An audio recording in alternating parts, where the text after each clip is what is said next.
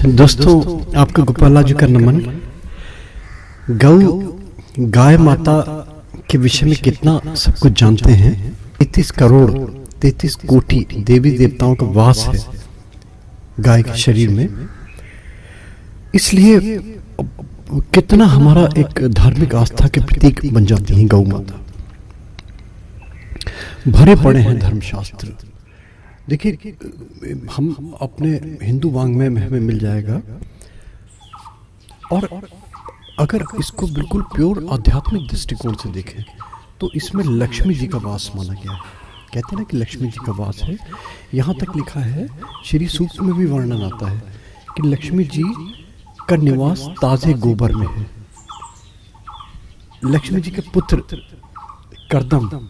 करदम का अगर अर्थ टटोलेंगे आप तो इसका अर्थ आएगा कीचड़, दलदल, गीली मिट्टी।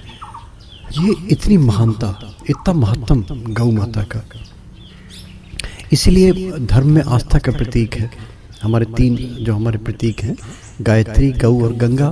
खेती में देख लीजिए, कृषि में देख लीजिए, इसकी उर्वरक शक्ति के कारण इसकी जो गुणवत्ता है, इसमें जो तत्व हैं, इसमें जो घटक है, वो हमारी फसल के लिए बहुत उपयोगी हैं। खादों में, मैन्योर्स में अगर लिया जाए तो हमारी 3 खाद हमारी सबसे अच्छी मानी गई हैं। एक तो केचुए वाली खाद, दूसरी जो हमारे सड़े गले पत्तों से बनती है, और तीसरी जो हमारी खाद जो गाय के गोबर से बनती है, गोबर से बनी हुई खाद। इसका कितना महत्व है। और आजकल तो इसका चलन है, जगह जगह आप देखिए इसको प्रमोट किया जा रहा है। हमारी ऑर्गेनिक खेती की जा रही है हमारी। इतना महत्व इसका। और देखिए, सब जानते हैं कि आज भी देखिए आप, अगर आप रिमोट एरियाज में चले जाइए, घरों में जो पहले कच्चे घर होते थे, घरों को गाय के गोबर से लीपने का रिवाज था, लीपा जाता था इसको। इसके भी बहुत सारे कारण है ना। और इसको वैज्ञानिक दृष्टिकोण से प्रूफ किया जा चुका है कि देखिए, जो अगर गाय के गोबर का आप ताज़ा गोबर देखेंगे तो इसमें एक सूक्ष्म सा चमकीला सा तत्व दिखाई देता है, एक झिल्ली दिखाई देती है। जो झिल्ली है वस्तुतः क्या है? ये जो प्रोटीन है, ये जो एंजाइम है, और जो आंतों के अंदर मुकोजा है, ये गोबर के साथ बाहर आ जाता है। और ये जो पाया जाता है, ये सेल्यूलोज, ये जो रेशे पाए जाते हैं, सेल्यूलोज जो पाए जाते हैं, ये जो ऊष्मारोधक क्षमता होती है इनके अंदर, यानी कि इनके अंदर गर्मी को सोखने की शक्ति विद्यमान है। ये प्रूफ किया जा चुका है। जो रेडियो धर्मिता है, जो सूर्य की जो अल्ट्रावायलेट रेज है, सूर्य की जो गर्मी है, सूर्य की जो तपिश है, ये सोख लेती है अपने अंदर, तो ठंडी तासीर हो जाती है जहाँ जो इस निवास करते हैं इनसे लिपे हुए घरों में। तो कितना महत्व है इसका देखिए। फंगल इन्फेक्शन दूर करता है ये नमी को सोखता है। ये जो जहरीले हमारे कीटाणु हैं, जो जीवाणु हैं, उनसे लड़ने की इसमें अवरोधक क्षमता है। तो इतना महत्व देखिए कि कितनी इसकी इम्पोर्टेंस बढ़ जाती है। और ये सब देखते हुए गवर्नमेंट प्रमोट कर रही है इस सीमेंट को मिक्स करके इसमें एक प्लास्टर बनाया जा रहा है, जो आधुनिक रूप से बड़ा अच्छा रूप ले रहा है, जो बहुत ही ज़्यादा फेमस होता जा रहा है।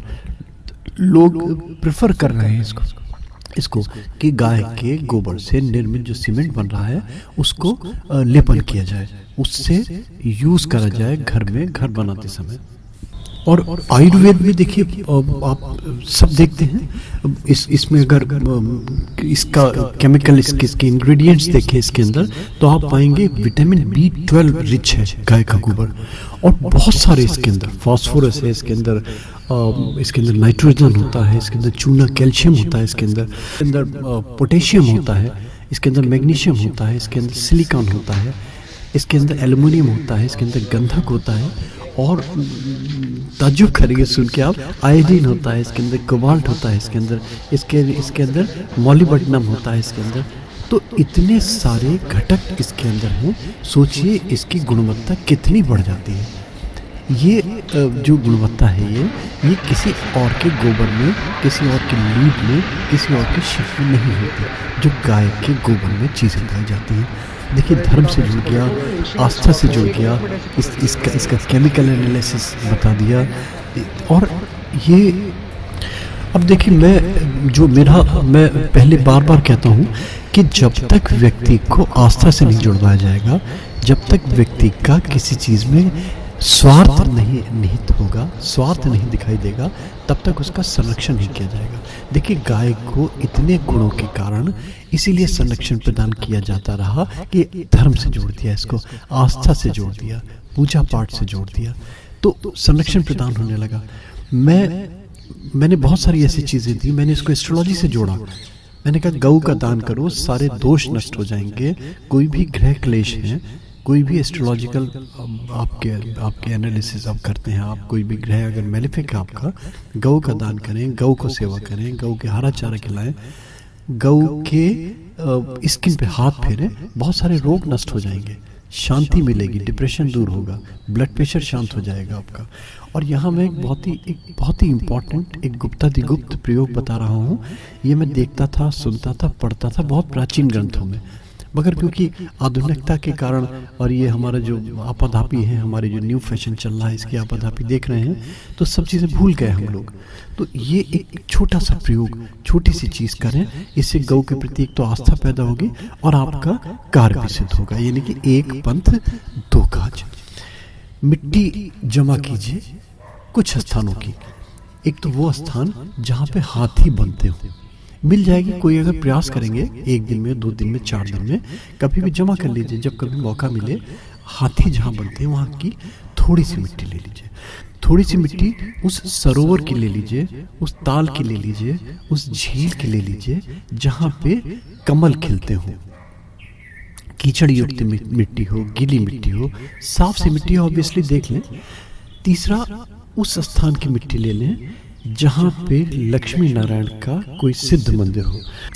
लक्ष्मी नारायण का मंदिर चाहे तो परिसर के अंदर से कहीं से भी ले लीजिए, अंदर से ले लीजिए। उनके मिट्टी तो होती नहीं, क्योंकि आजकल सारे फर्श बिल्कुल मार्बल के होते हैं, सीमेंटेड होते हैं, ये टाइल्स होती हैं। तो अगर नहीं है तो परिसर से कहीं से भी साफ स्थान से 1 चुटकी 2 चुटकी मिट्टी ले लीजिए और गाय का शुद्ध गोबर, शुद्ध मीन्स वो गोबर जो जिसने धरती ना देखी हो, धरती पे ना गिरा हो, वो गोबर जो हवा में ही हाथ में ले लिया गया हो, ये भी व्यवस्था हो जाएगी। जो गाय जहाँ गौएं बनती हैं तो आप किसी को बोलेंगे तो मिल जाएगा। इन 4 चीज़ों को मिक्स कर लीजिए। और जो हर शहर में, हर छोटा हो बड़ा हो, कहीं ना कहीं वो स्थान होते हैं जहाँ पे मिट्टी के खिलौने बनाए जाते हैं, देवी देवताओं की मूर्तियाँ बनाई जाती हैं, सांचे होते हैं उनके पास। उन सांचों में लक्ष्मी जी की इस मसाले से, इस घोल से, ये जो बनाया है, तैयार किया है आपने, इस सांचे में भरवा के लक्ष्मी जी की मूर्ति बनवा लीजिए।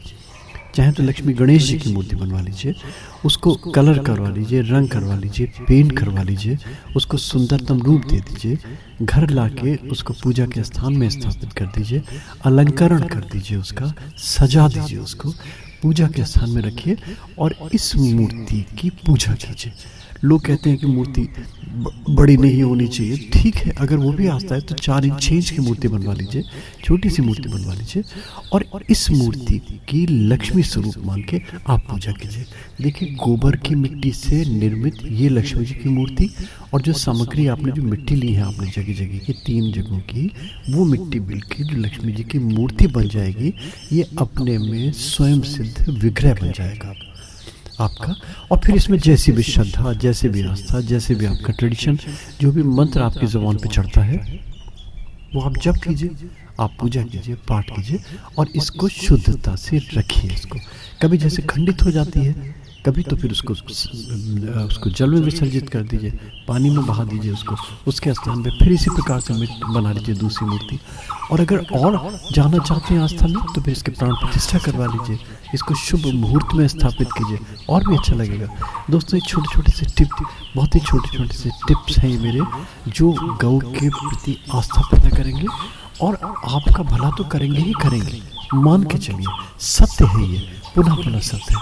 अच्छे लगे दोस्तों तो गोपाला जी के टिप्स, गोपाला जी को सब्सक्राइब करें, गोपाला जी को लाइक करें, फॉरवर्ड करें, बेल में अगर क्लिक कर देंगे आप तो आपके जो हमारे अपडेट्स हैं, जो हमारे नोटिफिकेशंस हैं, वो भी आप तक पहुंचते रहेंगे। थैंक यू दोस्तों, thank you, thanks for hearing Gopala ji. और गौ की सेवा करें, ज़रूर करें, भूलें नहीं। जय गौ माँ।